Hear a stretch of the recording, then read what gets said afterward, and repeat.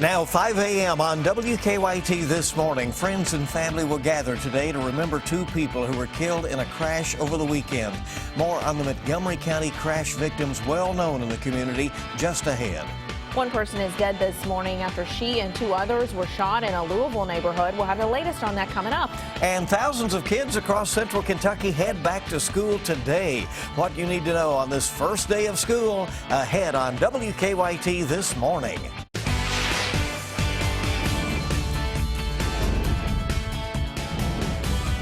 This is WKYT This Morning. Good morning. Welcome in to you. I'm Rebecca Smith. I'm Bill Bryant. So good to have you on WKYT this morning. 42,000 students in Fayette County alone, and we have Madison County, Jessamine County, several other schools starting today. Yeah. It's an exciting time. It is an exciting time, and some of us older folks get to, live vicariously through the kids going back to school. Because remember how much fun that was? The really? smell of new pencils. If they even use pencils anymore, do they? Crayons. Back in the day. And today, though, as these students head out, they're going to be watching for rounds of showers as well. Let's check in with meteorologist Micah Harris. Yeah, and those showers, thunderstorms, most of them come during the afternoon hours once again. So going to school, I don't see much of a problem. It's coming back home from school that's going to be a bit of a problem, because you're going to get some really heavy rain out of these storms as they pass on through. Frankfort, it's 75 degrees this morning. That goes for Jackson and Lexington. London, just a hair off from everybody else, right at 74 degrees, 88 by the afternoon, a few storms. That's the focus of the forecast. High water issues, they'll be possible the next few days. We're going to show you where I expect the highest threat for that, the highest threat for flash flooding. That's coming up in a few minutes. Okay, thank you very much. The time off flew by, I'm sure, for Yeah. students and teachers and others out there. Summer vacation is now over for thousands of students in central Kentucky. This morning, they'll be headed back to school. Fayette, Madison, and Jessamine County schools among the districts starting a new school year today. WKYT's Michelle Chamberlain is live with more on this first day of school for a lot of kids. Good morning, Rebecca and Bill. You guys talked about this being an exciting time. It is. I can feel the excitement. They've got 42,000 Fayette County kids heading back to school this morning, and we're here at the school bus garage. We've seen a few drivers trickle in, but I'm sure that'll pick up as the morning goes on. And you know what? As these drivers prepare for the day, you need to prepare as well, just to keep these kids safe out there on the roads. We've got 42,000 kids. They're going to be walking, riding their bike. They'll be driving, or their parents will be driving them. So just keep that in mind this morning.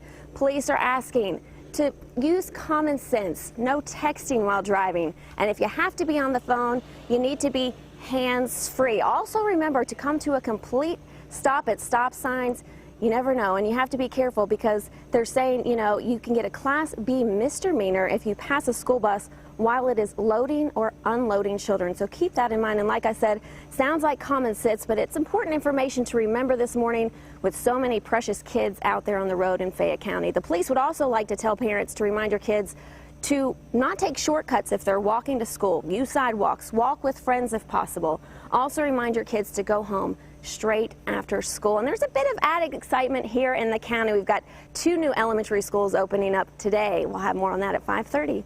Live in Lexington, Michelle Chamberlain, WKYT.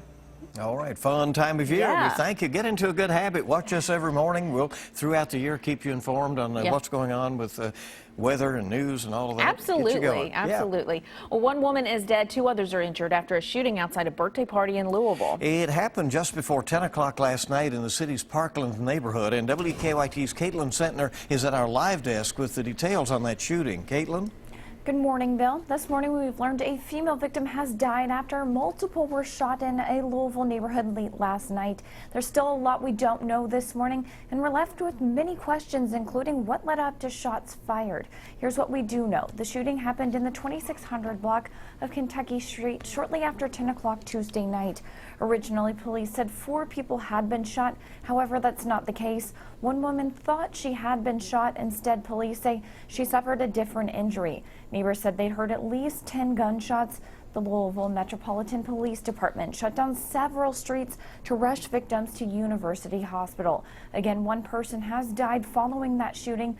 Another is listed in critical condition. And again, details are very few this morning, but there is an ongoing investigation into the shooting. At the live desk, Caitlin Sentner, WKYT.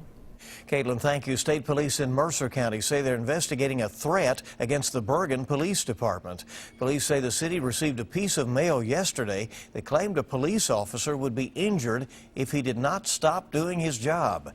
State police say Bergen police then reached out to them to investigate. They're trying to figure out where the threatening mail came from. A woman accused of setting a home on fire last year is going to be appearing before a Clark County judge today. Last week, Anita Raleigh was charged with setting a Winchester home on fire in August of last year. Firefighters say that the fire began on a kitchen stove. The investigation led them to a suspect that the fire, or them suspecting then that the fire was intentionally set in a bedroom. They say there were at least 2 young children inside the home on Kidville Road when the fire started. Everyone in the home got out safely. Raleigh is charged with arson and 2 counts of wanton endangerment.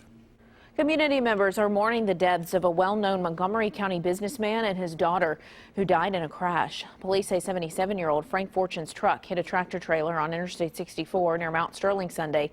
They say both he and his daughter, 57-year-old Sherry Lynn Shippewick, died. Friends say Fortune helped start Mountain Town Machining nearly 40 years ago. It's just now, I think, hitting us, that he is gone. And he did a lot. He did a lot for the company. He did all the deliveries. Friends say Shippewick had just moved back to Kentucky to live with her father. A visitation will be held for both tonight at Tall Funeral Home in Mount Sterling. Their funeral will be tomorrow morning at 11. The time is 5:06 on WKYT this morning in western Kentucky. Surveillance video shows an arson suspect accidentally setting himself on fire while trying to start a fire at a business. Police in Madisonville have released this video. They say on Monday a man and woman in a van pulled up into the parking lot of the business. Police say the woman broke a door of the building and then the man threw some Molotov cocktails inside. But police say one of them bounced off of the door, it hit his leg and set his shorts on fire. You see him running there, the video showing him trying to put out the fire on his leg. Even after that, police say the man threw another Molotov cocktail into the building before he and a woman drove off. The 2 have not been arrested. And police in Letcher County are hoping surveillance video will help them find a gas station burglar. They say a man ripped out an air conditioning unit to try to climb through a wall at the Indian Creek Gas and Go yesterday morning. Police say the man went straight for some cigarettes when he got in before leaving a few minutes later.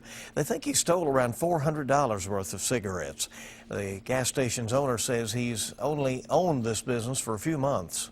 It makes you wonder, if you should just try to keep it going or just people like, it's hard to have anything for people like that, Well, police have not yet made an arrest in the case. They say they do have a suspect in mind. Police are investigating a string of thefts from cars in 2 Franklin County neighborhoods. In nearly every case, the Franklin County Sheriff says the cars were unlocked. The thefts happened over the weekend in the Evergreen Estates and Coolbrook subdivisions. Investigators say the thieves stole anything valuable they could find in the cars, including purses, money, even a handgun. Both the sheriff and people living in the neighborhoods have the same message. Make sure your cars are locked. We used to leave our cars unlocked and everything, but due to all the criminal activities around, we just don't trust it, and we just pull down to the bottom of the house at night.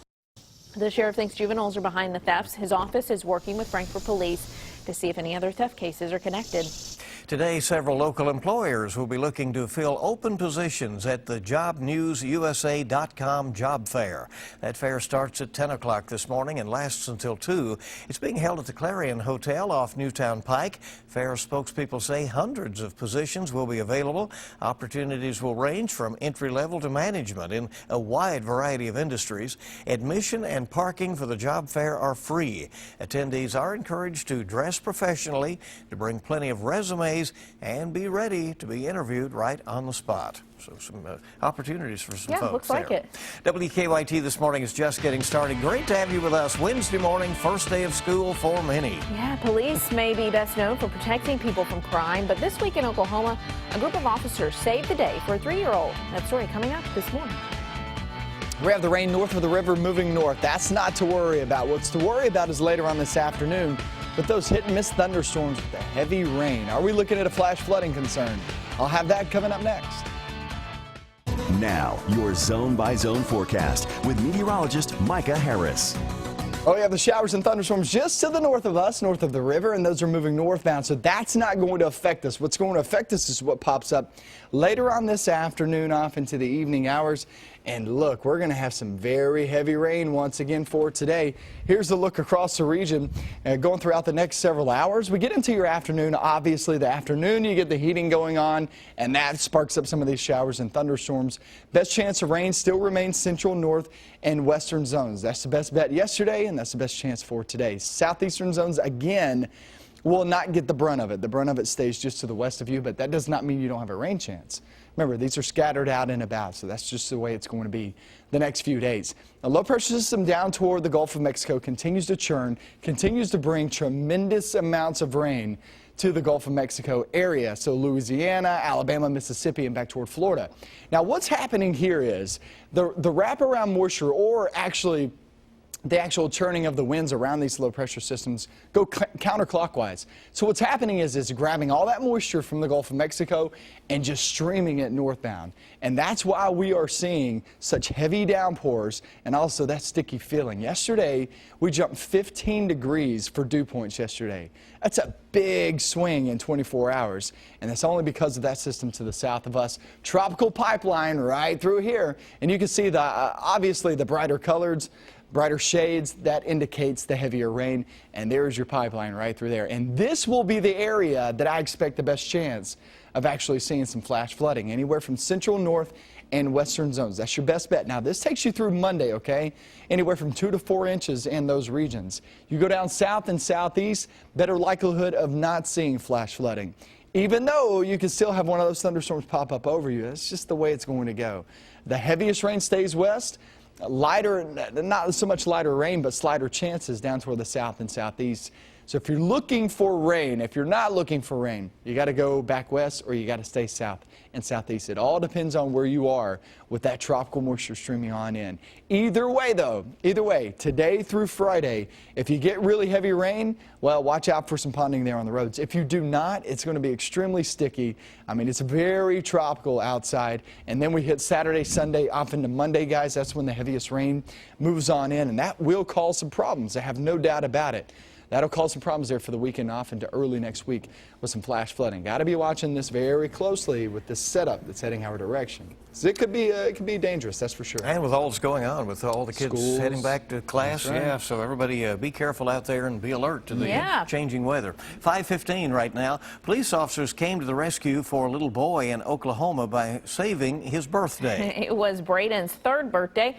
The party was almost canceled as guests backed out one by one. But then several police officers knocked on the door just to wish Braden a happy birthday. For them to take their time out of the day and just for them to come say hi to Braden, just to tell him happy birthday, it means a lot. Braden has autism, and it took a while for him to warm up to them, but before long, Braden was in the front seat of a police cruiser. Police officers say they're just happy they were able to give Braden a good birthday and provide a moment of normalcy for the family. All right, very good deed all the way around. Good to have you with us on WKYT this morning here on your Wednesday as we get this brand new day going underway, brand new school year for many of you out there. 5:16 right now. We have a look at your money. Stay with us. The productivity of American workers takes a hit, and one company is pairing cabs and cappuccino. I'm Marley Hall, and I'll have those stories and more coming up in your CBS Money Watch report. Keep up with the latest news on WKYT.com. Join the conversation on Twitter and become a part of the WKYT Facebook family. Hey, good morning. Welcome back in. WKYT this morning on the air, and it's right now 5:20 on your Wednesday, first day of school for many. An exciting time. It is, you know, and we're so glad you're starting your morning off with us. Hopefully you can continue that through the school year, right, parents? Make it a part of the tradition, right? Americans produced less goods and services for the 3rd straight quarter. And GM is testing out self-driving cars in Arizona. And Lyft and Starbucks are connecting. Marley Hall has the latest on your money. Goods and services produced by American workers fell for the third straight quarter. The Labor Department reports productivity dipped 0.5% from April through June. That follows a 0.6% drop during the first 3 months of the year. Wall Street closed in positive territory Tuesday. The Dow gained almost 4 points. The Nasdaq added 12. General Motors is testing autonomous technology in Scottsdale, Arizona. It's the second city to host GM's real-world tests of its self-driving cars. The company says all the vehicles have human backup drivers. Ride-sharing and coffee could soon go hand in hand. Lyft will begin selling $20 gift cards at participating Starbucks locations.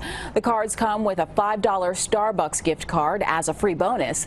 Lyft says the partnership will help them gain market share and compete with rival Uber. That's your Money Watch. For more, log on to CBSMoneyWatch.com. In New York, I'm Marley Hall.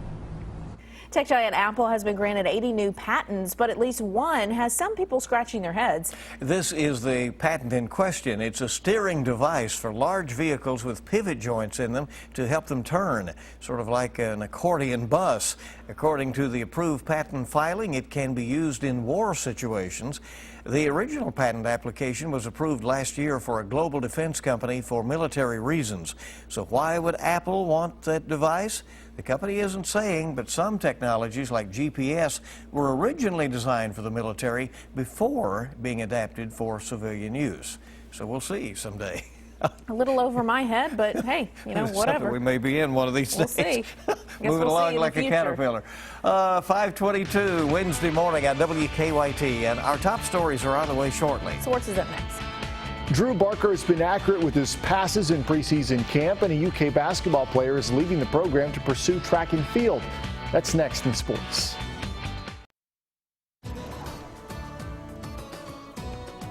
It's calm and quiet to start off the work week, well, kick off the kids' school week, that's for sure, and also the school year. And look, once we hit the afternoon, scatter showers and thunderstorms slide right back in. So it's mainly dry this morning. Kids going to the bus stop, I don't see any problems. You heading up to work, no issues there on the roads.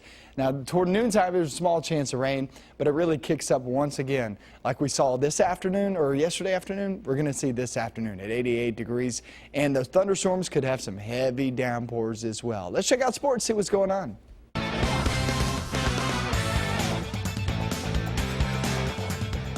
The football Wildcats were in pads for the first time on Tuesday. Offensive coordinator Eddie Grand says the quarterbacks have been accurate with their passing so far this fall, and Grand says Drew Barker has been sharp in practice. Same with backup Steven Johnson, and Barker's completion percentage has in practice has been outstanding. Getting up in that 70 percentile, 68, 69, 70. That's, you know, if you're there, you're doing real. And those are in team, try to live team situations. So, you know, he was a little low at the beginning. Shoulder pads on since April, you know. But yeah, last 2 days he's been on target. Steven's been on target too. I've been happy with him too in terms of his percentage of target throws. EKU football began preseason camp over the weekend. New head coach Mark Elder says there's competition at every position, including quarterback. Now, Benny Coney was the starter last season. He's a former transfer from Cincinnati.